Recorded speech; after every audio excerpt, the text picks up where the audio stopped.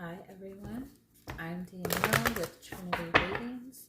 We are going to do a end of the year message. This will be for Aries. So this is just going to be a message for the end of the year, for the winter solstice. We are going to look in what messages your guides are wanting you to know as you close out the year. We're going to look at what the theme has been over the last year for you, what the lesson has been, what to let go of, and what to embrace.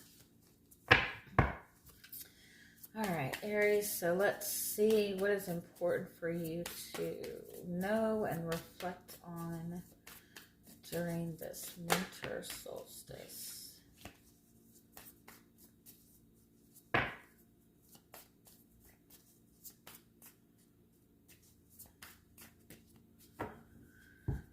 Okay, so you have the Cheetah card. So the Cheetah card is, in essence, it is your energy. The Cheetah card represents masculine energy, and Aries is the Emperor. It is masculine energy. So the Cheetah is kind of asking you to acknowledge like what drives you, what motivates you, what kind of things are motivating you to take action. It's also asking you to like move with the energy that you're feeling, and move in the direction of your goals. Like use your energy to your advantage. I do feel like and I feel like Aries in general is just a very kind of like go, go, go energy, right? You've always got something going on. You've always got something that you're working towards. And I feel like the Cheetah is kind of saying like, you have such a high energy naturally, right? You have such a natural, powerful energy. You are a natural powerhouse. And so the Cheetah is asking you to kind of use that energy to your advantage and always keep that energy focused and directed on what your goals are. I kind of feel for some of you, this is like, you need to like go the other direction.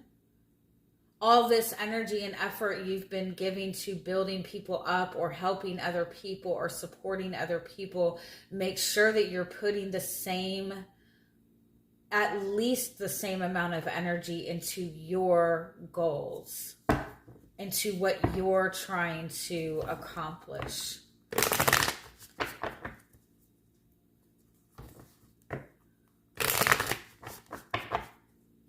I do feel it's important to ask yourself, what is motivating you right now? What is it that is, what is it that's taking up the most energetic space for you? And be mindful that that motivation, that what's motivating you is not coming from a place of anger. It's not bad to feel anger, obviously. But like make sure like the things that are motivating you to take action right now are not connected to other people or other people's actions.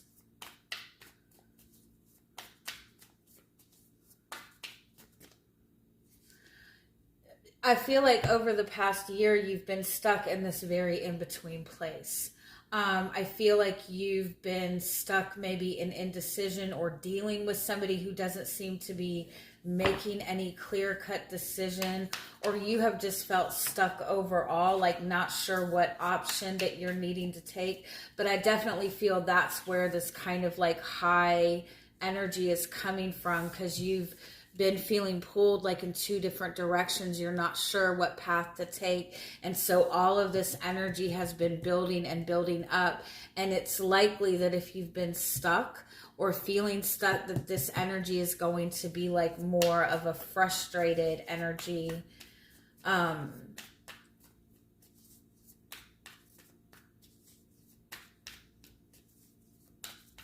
And it just like out of a desire to get something accomplished. And you don't really want to be in that space. of I've been waiting for too long, so I'm going to go do something different that's going to give me what I want more quickly. You don't want to get into that space. I don't know why it reminds me that like, I don't know why anytime like my son, if he had any money in his hand, like he had to go spend it, right? He had to go spend it. He had to go to the gas station and buy himself a toy, buy himself something. And it was just like the urge to spend the money, right? Because he just wanted something to make him feel good, right? And probably because, you know, he grew up in a house with there was three of them. There was 3 kids. So it wasn't that he could always have what he wanted at all times, right? So, sorry. But I think the message in that is like, don't rush to, don't move in a rush to get some sort of fulfillment, especially if you have felt stuck.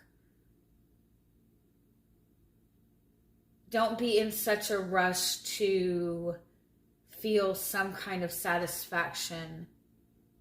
Like, use this energy to your advantage.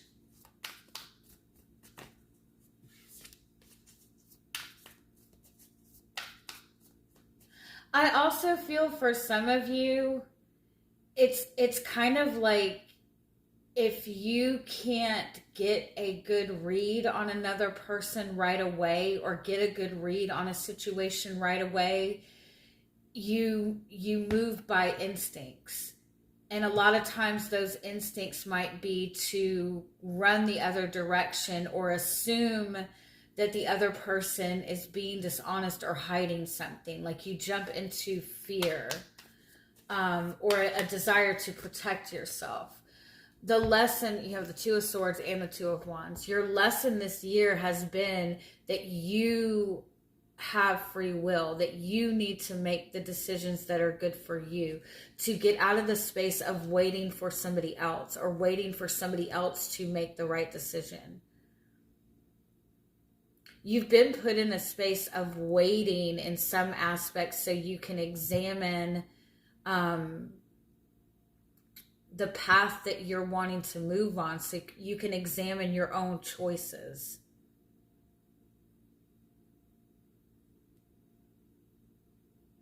I feel like it's almost like there's a door that you hesitate to open or a door that you hesitate to knock on because you're not certain about what's on the other side.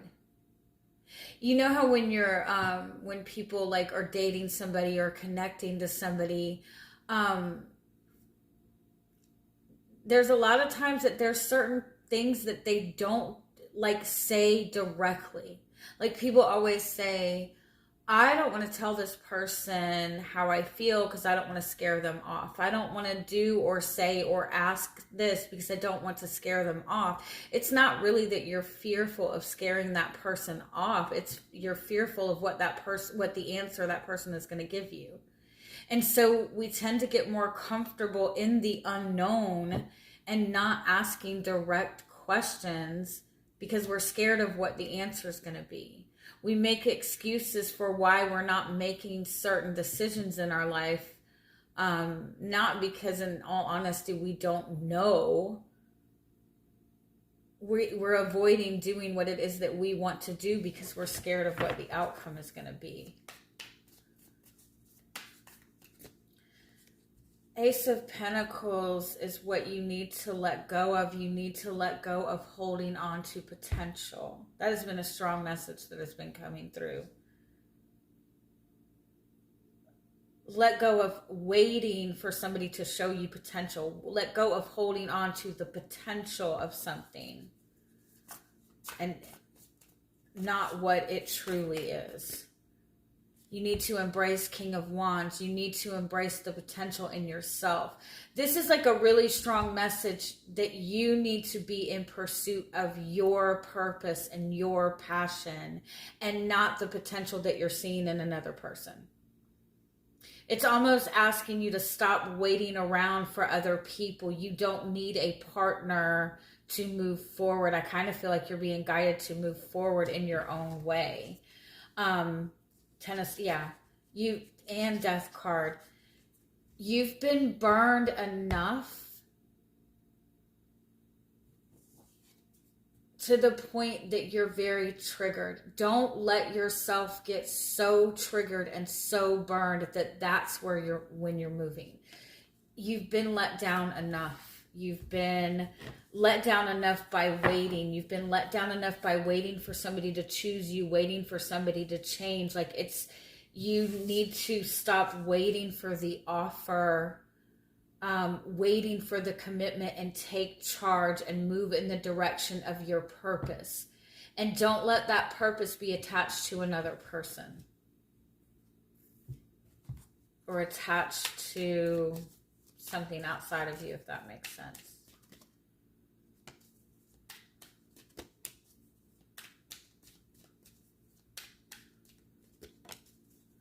Yeah, you're overwhelming yourself with all the answers.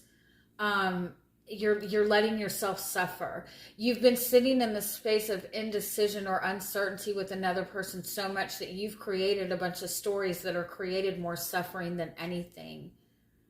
You need to move forward without the need to see some sort of validation. Like, you need to move forward on your path and instead of sitting there suffering in silence.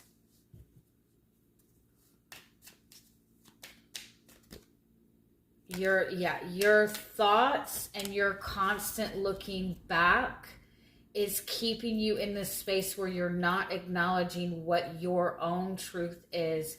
And you need to be able to move in the direction of your truth. Get out of waiting for this thing to come to you or waiting for something to show up, and get in the space of protecting your energy and moving in the direction of what you're wanting to achieve. You've mastered your feminine energy of being receptive, right? Of being open, but you're not acknowledging your masculine energy, and that is who you are. You're Aries, regardless of whether you're male or female or resonate as whatever. You inherently hold strong masculine energy. And if that masculine energy does not have a clear-cut goal or direction to work towards, then you are going to constantly be miserable. And that goal cannot be attached to one person or waiting for another person to show up in a certain way. You have to be moving in the direction of your purpose, and then everything else will fall into place. All right. I hope you guys have a wonderful holiday, and I'm sending you much love. Bye-bye.